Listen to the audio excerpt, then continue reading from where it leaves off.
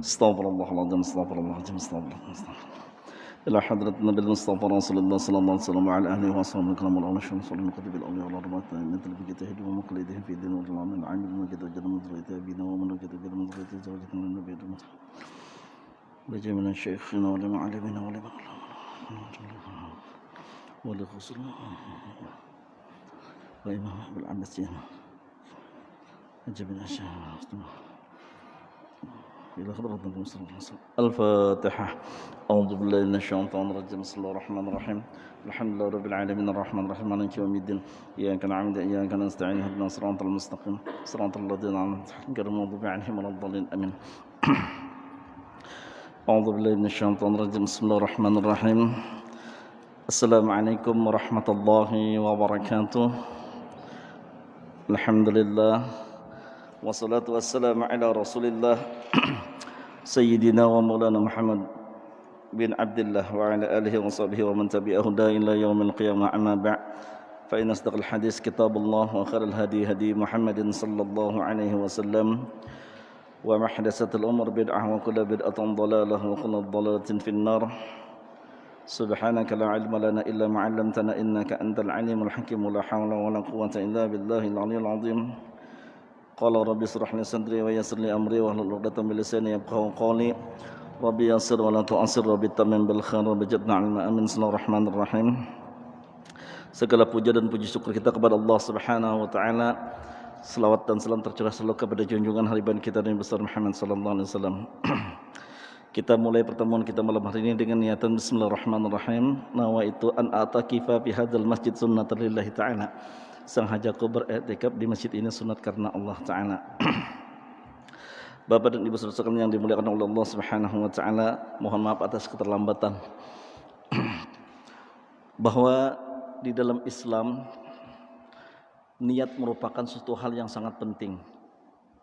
Sehingga baginda Rasulullah sallallahu alaihi wasallam menegaskan dalam suatu hadis, innamal a'malu binniyat, sesungguhnya setiap sesuatu itu tergantung dengan niatnya.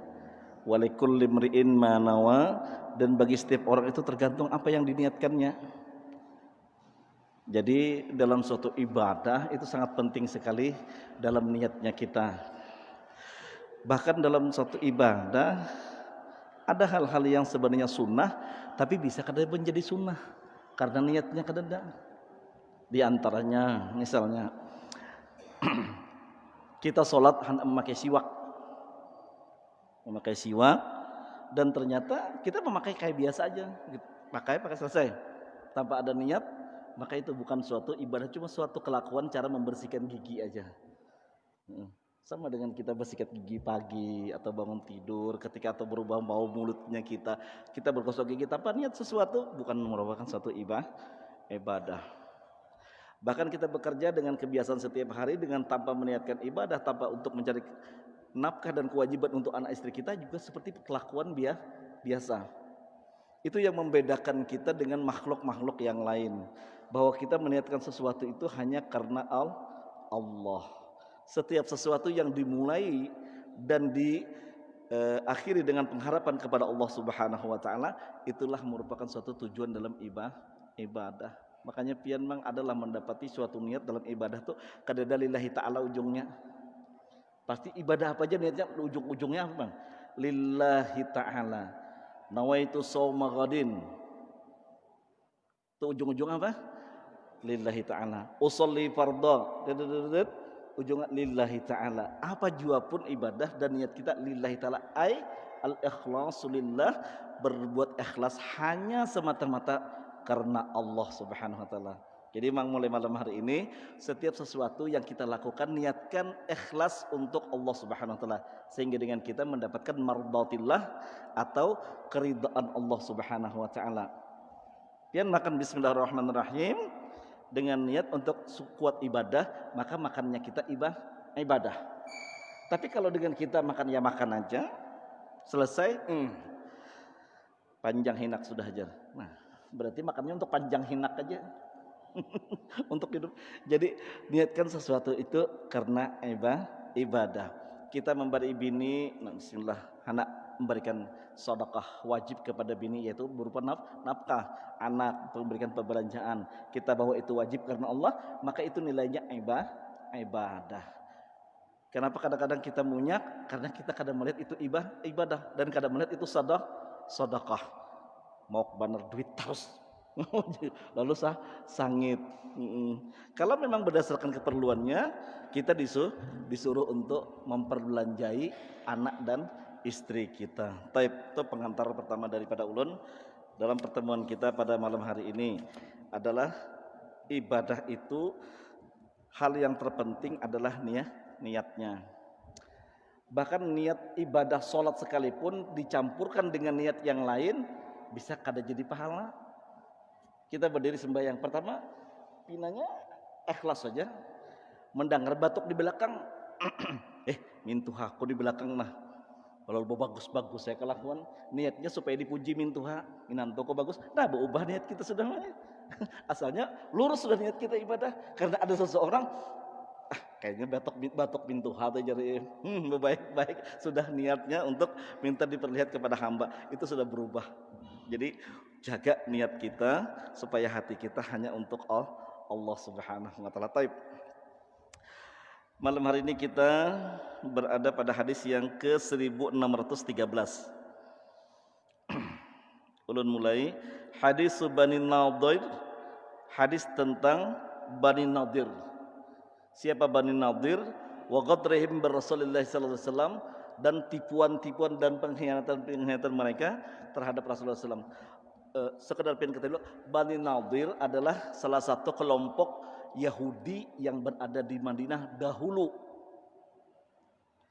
Sekarang kan Yahudi sudah wajib keluar daripada Madinah. Jadi 3 kelompok besar Yahudi di Madinah itu seluruhnya tuh selalu menipu dan mengkhianati perjanjian dengan Islam. Jadi itu jerulun, makanya orang-orang Yahudi itu tidak bisa dipegangi janjinya. Itu orang-orang Yahudi. Sama ya, Yahudi Wahidi kan juga sama. Wa qala an Ibnu Umar radhiyallahu anhuma, daripada Sayyidina Abdullah bin Umar radhiyallahu anhuma, qala kharabatin Nadir wa Quraizah. Suku Bani Nadir dan Bani Quraizah itu pernah mengkhianati perjanjian damai dengan Islam. Fa'ajjala Bani Nadir, lalu oleh baginda Rasulullah SAW karena mengkhianati mereka, saling mengadu domba bahkan membunuh kepada umat Islam, maka fa'ajjala Bani Nadir, lalu Rasulullah mengusir Bani Nadir dari Madinah, suruh keluar. Wa aqarra Quraizah wa man alaihin hatta harabat Quraizah, dan pada waktu itu cuma Bani Nadir yang dikeluarkan karena pengkhianatannya, tapi Bani Quraizah disuruh tinggal, diizinkan tinggal di kota Madinah. Sampai Bani Nadir itu mengkhianati pula dengan perjanjian Islam, kemudian Bani Quraizah pun diusir oleh Rasulullah SAW dari kota Madinah. Faqatala ridha lahum, jadi saking mengkhianatinya suku Bani Quraizah, faqatala ridha lahum, Nabi menyerukan untuk memerangi laki-laki mereka, sehingga dengan laki-laki mereka banyak terbunuh di medan perang. Setelah itu dikuasailah harta benda mereka, termasuk dengan anak perempuan dan istri-istri mereka. Wa qasama nisa'ahum, dan kemudian membagi perempuan mereka, wa auladahum, dan anak-anak mereka, wa amwalahum bainal muslimin, di antara kaum muslimin, itu sebagai rampasan perang. Islam dalam membagi harta ghanimah itu bukan untuk dihina dan dilecehkan kada. Harta mereka dikumpulkan, dibagi kepada pasukan-pasukan perang. Perempuan-perempuan mereka dimuliakan, mungkin akhirnya nanti diambil istri atau bagaimana, anak-anak mereka dipeliharakan. Itu di dalam Islam. Jadi perempuan-perempuan dan anak-anak itu tidak menjadi korban daripada korban perang kada. Illa ba'dahum, kecuali sebahagian daripada mereka yang lahiqun Nabi sallallahu alaihi wasallam, mereka itu menemui baginda Rasulullah sallallahu alaihi wasallam untuk meminta jaminan keselamatan. Fa'amanahum, Rasulullah memberikan jaminan keselamatan. Wa aslamu, dan sebahagian mereka berislam atau memeluk Islam. Wa ajjala yahudu li Madinah kulluhum, lalu baginda Rasulullah SAW setelah itu mengeluarkan seluruh Yahudi di kota Madinah. Kulluhum, seluruh mereka, termasuk Bani Quraizah, wa hum rahtu, yang di antara mereka itu ada kelompok daripada suku Bani Abdullah bin Salam wa Yahudu Bani Haris wa kullu Yahudil bil Madinah. Jadi sejak hari itu setelah pengkhianatannya 3 kelompok Yahudi besar itu diusir dan disuruh keluar dari kota Madinah, sehingga setelah itu kota Madinah bersih daripada orang-orang Yahudi. Sekarang di mana mang orang-orang Yahudi banyak? Di Palestina. Apakah itu benar agama negara Israel? Tidak. Itu tanah daripada orang-orang Palestina yang direbut oleh kolonialisasi atau penjajahan oleh Bani atau suku Yahudi yang sekarang oleh mereka itu dirampas. Apa ya kesalahannya mang? Kesalahannya umat Islam bercerai-berai. Tidak lagi, kadang-kadang kita dibatasi oleh khutut atau garis daripada kenegaraan dengan kita terbatas bantuan terhadap Palestina. Dan mereka di sana sangat, kita melihat di berita-berita tuh orang pakai senjata lengkap, mereka melontari dengan batu kada sesuai. Tapi mudah-mudahan Allah SWT memberikan pertolongan atas perjuangan kawan-kawan kita di Palestina. Baik. Hadis yang berikutnya, wa anhu radhiyallahu an, dan daripada Abdullah ibn Umar radhiyallahu an qala harraqa Rasulullah sallallahu alaihi wasallam nakhla Bani Nadir wa qata wahyal buwairah wa najalat ma qata'tum min linatin aw taraktumuha qa'imatan ala usuliha fa biiznillah. Abdullah bin Umar menceritakan Rasulullah pernah membakar daripada pohon-pohon kurma, ditebang dan dibakar daripada pohon kurma. Ini kenapa jadi Rasulullah melakukan ini? Itu bukan biasa aja, tapi itu terjadi di saat peperangan dengan politik cara menaklukkan musuh. Jadi sebahagian harta benda mereka itu dimusnahkan. Itu terjadi di dalam peperangan, bukan yang begitu damai-damai terus dihancur harta benda mereka, kada. Itu bukan tabiat Islam. Dalam Islam itu peperangan tidak boleh mengganggu perempuan, tidak boleh membunuh anak-anak, tidak boleh menghancur tempat ibadah orang lain. Itu di dalam Islam itu diatur. Peperangan itu murni hanya memerangi para kaum laki-lakinya. Jadi dalam peperangan, dalam saat berperang dengan Bani Nadir, jadi Rasulullah perintahkan untuk menebang pohon dan membakar sebagian daripada pohon-pohon kurma mereka. Sampai turun ayat, apa yang kamu potong daripada pohon-pohon kurma atau kamu biarkan pohon-pohon kurma itu tetap hidup dan berdiri di atas akarnya, maka semua itu adalah dengan izin Allah. Itu surah Al-Hasr ayat ke-5. Jadi Allah izinkan kepada Rasulullah untuk melakukan hal yang dilakukan dalam peperangan tersebut dari izin Allah. Wa an Aisyah radhiyallahu anha, dan daripada Sayyidatu Aisyah radhiyallahu anha, qalat arsala azwajun Nabi sallallahu alaihi wasallam Utsman ila Abi Bakrin. Sebahagian istri baginda Rasulullah sallallahu alaihi wasallam setelah wafatnya Rasulullah sallallahu alaihi wasallam. Wafatnya kapan Rasulullah? Wafat Rasulullah saat ketika kita memperingati Maulid Nabi Muhammad sallallahu alaihi wasallam, pun saat itu Rasulullah meninggalnya. Jadi jangan salah mengenal, ketika 12 Rabiul Awal Rasulullah dilahirkan, dan 12 Rabiul Awal pula Rasulullah meninggal dunia atau diwafatkan oleh Allah Subhanahu wa taala. Kapan dan di mana? Di rumah Sayyidatuna Aisyah radhiyallahu an. Ujar Sayyidatuna Aisyah radhiyallahu an, ketika Rasulullah diwafatkan oleh Allah, dia sedang bersandar di bahuku, di antara leher dan dadaku, ujar Sayyidatuna Aisyah radhiyallahu an. Maka itu hal yang paling istimewa benar. Seorang suami, seorang baginda Rasulullah, seorang nabi besar, khatamun nabiyyin, meninggal di atas pelukan Sayyidatuna Aisyah radhiyallahu an, itu sesuatu yang sangat besar dan sangat hebat sekali, dan karamat itu tidak ada ditandingi oleh perempuan atau dengan para aulia yang lain. Rasulullah meninggal di dadaku, ujar Sayyidatuna Aisyah radhiyallahu. Makanya kalau ada kelompok yang menghina Sayyidatuna Aisyah radhiyallahu an atau Sayyidatuna Aisyah binti Abi Bakrin atau Sayyidatuna Abu Bakar, jangan diumpati. Ini mulai ada kelompok-kelompok yang kadang menghina daripada ahlu bait Nabi. Nah itu jangan sampai. Kita berselawat kepada Nabi, mencintai Rasulullah jar ulun itu banyak caranya. bisa dengan memperbanyak salawat, bisa dengan banyak membaca daripada hadis-hadis Rasulullah. Setiap orang yang menjalankan sunnah Rasulullah itu mencintai Rasulullah. Jangan sebaliknya, hanya berucap mencintai Rasulullah tapi sunnahnya kadang pernah dikerjakan. Apalagi memang kita sudah umur 50 ke atas. Kita umur 50, mohon maaf, sudah kita umur 50-an ke atas atau menjelang 50, kita masih kadang mengerti nang nyaratnya sholat duha. Kita masih kadang bisa dengan sholat tahajud. Kita kadang mengerti nang namanya sholat witir. Bisa aja waktu 4 berjamaah sholat tarawih 4 juz witir. Mun soronganan aku kadang bisa menggawi. Gawian berjamaah dengan sorongan itu sama aja. Niatnya aja yang berbeda. Dengan jamaah niatnya jamaah atau mengikut imam, dengan sorongan sengajaku mengerjakan sholat witir lillahi ta'ala, artinya sendirian, cuma niatnya aja yang berbeda. Jadi memang witir itu jangan pernah ditinggalkan. Kalaupun dengan kemampuan atau kekuatan kita tuh rasanya masih berat benar, dah paling kurang witir dikerjakan setelah sholat isya. Setelah sholat isya, kemudian sholat ba'diyah isya, sholatlah witir 1 rakaat berdiri. Kalau pian mampu bangun tengah malam dan bertahajud kemudian pian tutup dengan witir, itu alangkah baik lagi. Hal itu pun merupakan pekerjaan daripada sahabat Nabi. Kenapa wahai Sayyidina Abu Bakar pian setelah sholat isya kemudian pian sholat witir, aku takut tidak terbangun pada malam harinya di sini. Makanya sholat witir berdahulu sini. Adapun dengan Sayyidina Umar ibn Khattab radhiyallahu anhu, sidin bangun tengah malam di sepertiga malam akhir beliau sholat tahajud, kemudian beliau tutup dengan witir. Ibadah itu masya'tum atas kemampuan kita. Tapi kalau menuruti nafsu kita itu salah.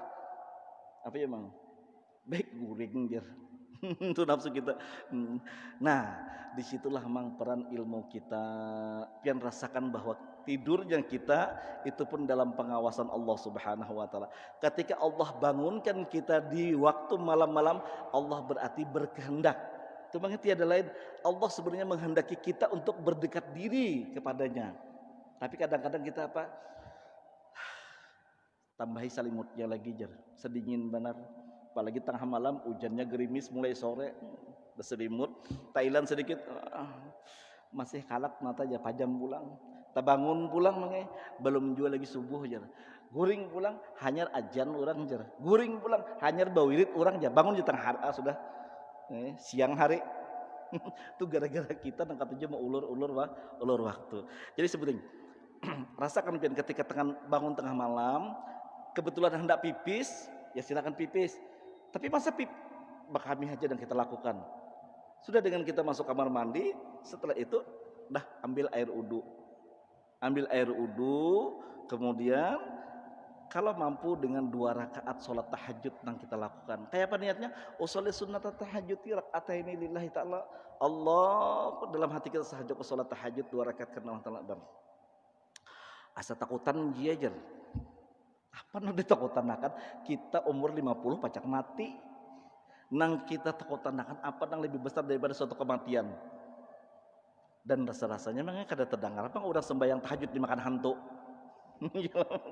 Coba kadang-kadang perasaan kita melihat daun-daun beguyang aja rasa kayak ada orang, apakah itu perasaan kita yang diuas-wis digoda oleh syaitan, sehingga dengan kita kolot kerasi sudah dengan kita ampar saja dah kita sholat tahajud. Mampu dengan 2 rakaat silakan habis itu tidur, tapi tutup dulu dengan witir 1 rakaat. Kalau masih mampu tambah 2 rakaat lagi, tambah 2 rakaat sampai 8 atau 12 rakaat kita sembahyang. Setelah itu udah istirahat aja tidur. Rasulullah pun begitu yang dilakukan. Allah memberikan jaminan kemuliaan bagi orang sholat tahajud itu minimal 2. Kemuliaan di dunia dan kemuliaan yang akan dia dapat di akhirat nanti. Jadi jangan sampai mengalah munkawa, jangan sampai. Ingat umur kita sudah 40 lebih mendekati 50, bahkan ada yang 50 mendekati 60, bahkan mungkin 60 sudah mendekati 70. Masih takutan, kapan lagi kita beribadah? Kapan lagi kita beribadah? dan jangan meninggalkan sholawat atas baginda Rasulullah Sallallahu Alaihi Wasallam. Jadi bilanya ada undangan, ini manglah di judulun kalau ada undangan maulid jangan kada datang. Kesaruan untuk mendengar sholawat. Kita di luar borokoan, sementara orang di rami di dalam masjid atau di tempat yang lain membaca sholawat. Kita masalahnya berdiaman aja di luar borokoan, bependeran. Kada khidmat kita dengan maulid itu kada dianjurkan. Kemudian kalaupun kita mampu untuk menghadiri dan memperbanyak daripada sholawat, kita memperbanyak sholawat kepada baginda Rasulullah SAW. Karena apa kata Rasulullah SAW? Orang yang berselawat kepadaku wajib syafaati, orang tersebut berhak untuk mendapatkan syafaatku. Di akhirat tidak ada lagi pertolongan selain daripada pertolongan yang Allah berikan kepada Rasulullah. Sampai suatu ketika seseorang datang tapi orang tersebut sudah diingatkan dengan beberapa dalam hadis yang lain. Rasulullah sudah ingatkan dengan beberapa hadis dan larangan-larangan ketika seseorang berbuat maksiat. Dia berkata, ya Muhammad, wahai Rasulullah, tolong ulun, irhauni, tolong ulun ya Rasulullah. Aku tidak ma'aghni angka, aku tidak mampu untuk menolong engkau karena aku telah menyampaikan hak-hak yang Allah berikan tentang agama tapi engkau melanggarnya waktu di dunia. Nah, jangan sampai kita tergolong daripada orang yang demikian. Na'udzubillah summa a'udzubillah. Taib. Perempuan kembali kepada hadis. Perempuan istri-istri baginda Rasulullah itu pernah mengutus Sayyidina Utsman ibnu Affan ila Abi Bakrin kepada Sayyidina Abu Bakar. Setelah wafatnya Rasulullah, khalifah dipegang oleh Sayyidina Abu Bakar As-Siddiq radhiyallahu an. Istri-istri baginda Rasulullah mengutus Sayyidina Utsman, wahai Utsman, sampaikan kepada Khalifah Amirul Mukminin Abu Bakar As-Siddiq radhiyallahu an. Apa tentang yas'aluhu, dia ingin meminta hak berapa? Sumunahunna, 1/8 bahagian mimma apa Allahu ala Rasulullah yang telah Allah berikan kepada Rasulullah SAW sewaktu masih hidup. Rasulullah dapat bagian 1/8 daripada hak, atau dengan kaum muslimin mendapatkan juga hal yang demikian 1/8 bagian daripada harta rampasan perang. Nah, setelah wafatnya Rasulullah, sebagian istri-istri Rasulullah menuntut dan mengutus Sayyidina Utsman kepada Sayyidina Abu Bakar untuk meminta 1/8 tersebut. Nah, untuk biaya kehidupan. Ini jangan disamakan dengan pensiunan. Jangan sampai disamakan dengan pensiunan. Fakuntu ana arudduhunna, ujar Sayyidatuna Aisyah radhiyallahu an, lalu aku mengingatkan mereka dan menghalangi niat mereka itu. Apa kata Sayyidatuna Aisyah? Fakultu, aku katakan lahunna bagi mereka, ala tattaqinallah, wahai istri-istri baginda Rasul, kalian apakah tidak takut dengan Allah Subhanahu wa taala? Alam ta'lamna, apakah kalian tidak mengetahui dan sudah lupa anna Nabi sallallahu alaihi wasallam, bahwasanya baginda Rasulullah kana yaqulu la nurasu ma tarakna sadaqatun yuriduna bidzalika nafsahu innama yaqulu alu Muhammad fi hadzal mal fantaha azwajin Nabi sallallahu alaihi wasallam ila ma akhbartuhunna. Kalian apakah lupa bahwa Rasulullah sallallahu alaihi wasallam itu telah pernah berpesan, apa-apa yang kami kerjakan, apa-apa yang kami dapat adalah bahagian daripada kami, dan apa-apa yang kami tinggalkan sudah kami sedekahkan ya Rasulullah. La nurisu, kami tidak mewariskan sesuatu. Nah, setelah diingatkan yang demikian oleh Sayyidatuna Aisyah radhiyallahu an, istri-istri baginda Rasul pun berhenti menuntut 1/8 bagian daripada Baitul Mal tentang perbelanjaan mereka. Sudah, dengan harta yang ini yang dapat kita makan daripada harta yang ada, kita makan daripada harta yang ada. Jadi seorang istri baginda Rasul ataupun beberapa istri baginda Rasul bukan hidup dalam kegemerlapan atau dengan berlimpahnya harta kada. Bahkan Sayyidatuna Mu'az pernah bertanya dengan bibi beliau, wahai bibi, ulun lihat sudah 3 hari pian tidak memasak. Ya, kami hanya memakan kurma dan minum air putih. 3 hari kada memasak ya memang. Itu baginda, istri baginda Rasulullah SAW. Dan mengeluh kada. Istri baginda tidak ada yang mengeluh kepada Rasulullah SAW. Jadi jangan dibayangkan ketika kayak wayah ini, di mana pimpinan-pimpinan masyarakat mun dulu nyambat presiden tangkap urang lama. Nyambat presiden misalnya tangkap urang bisa manglah. Berarti kada sama nyambat presiden atau gubernur. Pimpinan-pimpinan rakyat sekarang di mana mereka itu makmur dengan gemerlapnya harta. Waktu belum menjadi wakil rakyat atau pimpinan, hidup biasa aja. Beberapa bulan kemudian setelah diangkat, lewat kawan terkagum-kagum dengan alfatnya. Masya Allah. Jadi cocok aja kegemerlapan itu yang mereka kejar, dan mereka kan dapat apa yang mereka tuntut. Tapi mereka tidak akan dapat daripada akhiratnya. Tapi yang paling penting bagi kita, jangan iri dengki. Ada suatu ayat Allah yang mengingatkan kita, kullukum ra'in, setiap kalian adalah pemimpin. Kita sama dengan mereka pemimpin, tapi kita pemimpin dalam rumah tangga.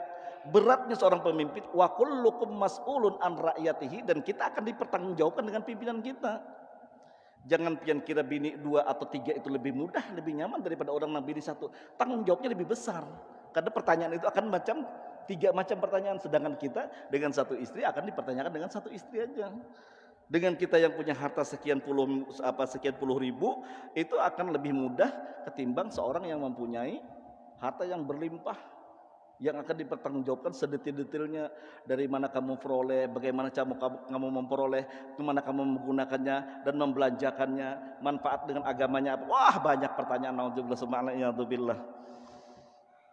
Mudah-mudahan kita orang yang diselamatkan oleh Allah Subhanahu wa taala di akhirat nanti. Amin ya rabbal alamin. Baik. Hadis berikutnya. Waktu kita berapa menit lagi? 5 menit, hadisnya panjang benar.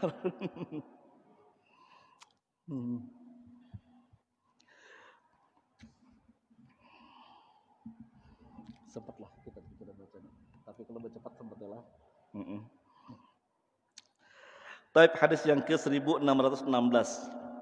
Jadi bersyukur kita bahwa di masjid kita ini pernah sampai dibacakan hadis 1616 hadis sudah. Jadi mudah-mudahan kita dimatikan atas keadaan mencintai baginda Rasulullah sallallahu alaihi wasallam. Wa qala an Jabir bin Abdullah radhiyallahu anhu, daripada Sayyidina Jabir bin Abdullah radhiyallahu anhu qala Rasulullah sallallahu alaihi wasallam, man lika' bin ibnu Ashraf fa innahu qad adzana Allah wa rasuluhu faqama Muhammad bin Salamah maslamah faqala ya Rasulullah atuhibbu an aqtulah qala na'am fa azana li an aqula syai'an qala qul fa atahu Muhammad bin Salamah faqala inna hadzal rajula qad sa'alana sadaqatan wa innahu qad ayyana wa inni qad ataituka astaslifuka. Dari Sayyidina Jabir bin Abdullah radhiyallahu an, beliau berkata bahwasanya Rasulullah SAW pernah bersabda, man lika' bin ibnu Ashraf fa innahu qad azanallahu wa rasuluh. Siapa yang sanggup membunuh Ka'ab bin Ashraf karena dia telah menyakiti Allah dan Rasulnya. Lalu berdirilah seorang yang bernama Muhammad ibnu Maslamah, ya Rasulullah atuhibbun an aqtulah, yalah izinkan aku untuk membunuhnya. Qala na'am, ya silahkan. Fa'azana li an aqula syai'an, izinkan ulun mengatakan suatu kepura-puraan bahwa ulun nanti akan menjelekkan pian ya Rasulullah di hadapannya, tapi sebenarnya tujuan ulun untuk membunuhnya. Qala qul, silahkan, kata Rasulullah SAW. Fa'atahu Muhammad ibnu Maslamah, lalu Muhammad bin Maslamah mendatangi daripada Ka'ab ibnu Ashraf. Faqala inna hadzal rajul qad sa'alana shadaqatan, sesungguhnya ini seorang laki-laki, yaitu Nabi Muhammad ini telah meminta kepada kami, membebani kami dengan sedekah. Wa inna qad a'yana, sungguh dia telah menyulitkan kami. Wa inni qad ataituka an astahlifukan, dan aku datang kepada engkau untuk meminta bantuan kepada engkau. Taib. Kalau membaca hadis ini seolah-olah Rasulullah berbuat zalim kepada orang lain. Siapa yang sanggup membunuh Ka'ab ibnu Ashraf, berdirilah salah seorang daripada sahabat Rasulullah SAW, Muhammad ibnu Maslamah. Ya Rasulullah, izinkan ulun untuk membunuhnya ya Rasulullah. Ini apa-apaan Rasulullah menyuruh membunuh orang? Nah, sejarah itu terpotong dengan asbab yang lain. Taib, mundur sedikit ceritanya. Kenapa hal itu terjadi dan Rasulullah perintahkan untuk membunuh Ka'ab ibnu Ashraf? Ka'ab ibnu Ashraf adalah seorang Yahudi tulen. Mamanya peranakan Yahudi tulen, keturunan Yahudi, dan bapaknya keturunan daripada Quraisy. Dia seorang pimpinan Yahudi yang ada di Madinah, dan dia pernah mengadakan perdamaian dengan umat Islam. Kemudian dia khianati umat Islam, dia sakiti umat Islam. Dan setelah peperangan Badar, taib, mohon ampun maaf kalau kita teruskan, karena kita teruskan, kalau memang kita perlu hentikan, kita hentikan. Taib. Maslamah Ka'ab ibnu Ashraf tadi seorang pimpinan Yahudi. Kenapa hal demikian itu sangat dibenci oleh Rasulullah? setelah peperangan Badar dimenangkan oleh Rasulullah SAW, Badar Kubro dimenangkan dan kemenangan milik umat Islam, Ka'ab bin Ashraf melancarkan propaganda. Nah ini bahaya makanya kalau orang licik. Wahai orang-orang, ditemui yang namanya Abu Sufyan. Waktu itu belum Islam. Wahai Abu Sufyan, bahwasanya agama Yahudi itu jauh lebih baik daripada agamanya Nabi Muhammad SAW. Kalian harus perangi, kalian harus disuruh untuk memerangi, dipecah belahlah kaum Quraisy pada waktu itu untuk seluruhnya memusuhi Islam. Itu pekerjaan daripada Ka'ab ibn Ashraf. Banyak lagi sehingga pada suatu sampai pada titik nadir tertentu Ka'ab ibn Ashraf itu sangat melecehkan dan menghina Islam. Dalam suatu perbuatannya dia menulis, dia seorang yang pintar, seorang yang cakap, rupawan sekali dan terkenal keelokan wajahnya dan hartanya yang banyak itu. Pimpinannya mana? Perempuan kalau melihat yang namanya Ka'ab ibn Ashraf tuh teruling kepala karena orangnya cakep minta ampun. Lalu apa? Si Ka'ab ibn Ashraf itu seorang yang penyair yang ulung, dia bikin syair, di dalam syairnya dia melecehkan Islam dan melecehkan perempuan-perempuan Islam. Itu yang membuat Rasulullah itu sangat geram ketika Ka'ab ibn Ashraf bukan hanya melancarkan propaganda untuk mengadu Islam, tapi juga melecehkan Islam sampai ke dalam. Itu yang mengolah Rasulullah itu sangat marah dengan Ka'ab ibn Ashraf yang juga mengkhianati perjanjian dengan Islam. Nah, jadi wajar kalau dengan Rasulullah keluarkan statement kepada para sahabatnya, siapa di antara kalian yang sanggup membunuh Ka'ab ibnu Ashraf? Sampai dengan berdiri Muhammad ibnu Muslamah, ya Rasulullah izinkan ulun untuk membunuhnya ya Rasulullah. Itu sebabnya. Jadi kalau membaca hadisnya ini aja, kenapa Rasulullah maka menyuruh membunuh itu? Jadi sebab di lain itu ada sejarahnya. Tapi ulun kada dapat kayaknya meneruskan hadis ini karena Isya sudah sampai lah. Nah, Isya sudah sampai. Suatu hal yang paling penting kita ketahui bahwa pekerjaan yang wajib jangan dikalahkan oleh pekerjaan yang sunat. Meskipun dengan kita menuntut ilmu itu wajib fardu ain, tapi sholat kefarduan kita kepada Allah itu lebih utama. Jadi jangan karena suatu perbuatan atau lain hal sehingga menegahkan kita untuk mengerjakan sholat di awal waktu yang notabene merupakan sunat muakkad dan dianjurkan sekali oleh baginda Rasulullah SAW. Ya kalau lewat-lewat sedikit mohon ampun dan maaf. Itu yang dapat ulun sampaikan dalam pertemuan ini. Mudah-mudahan dengan sebab kita membaca hadis-hadis baginda Rasulullah SAW, Allah tumbuhkan kecintaan kita kepada baginda Rasulullah SAW.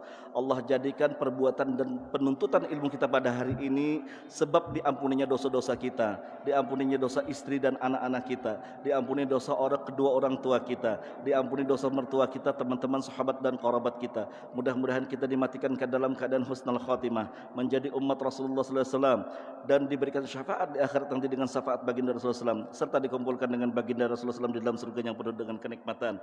Mudah-mudahan dengan pekerjaan kita menuntut ilmunya kita diridhoi oleh Allah Subhanahu wa taala dan dilimpahkan Allah kepada diri kita, anak istri kita rezeki yang berlimpah ruah dengan rezeki yang halal dan yang thayyib. Wassallallahu alaihi wasallam Muhammadin nabiyil ummi wa ala alihi wasallam alhamdulillahi rabbil alamin. Alhamdulillah.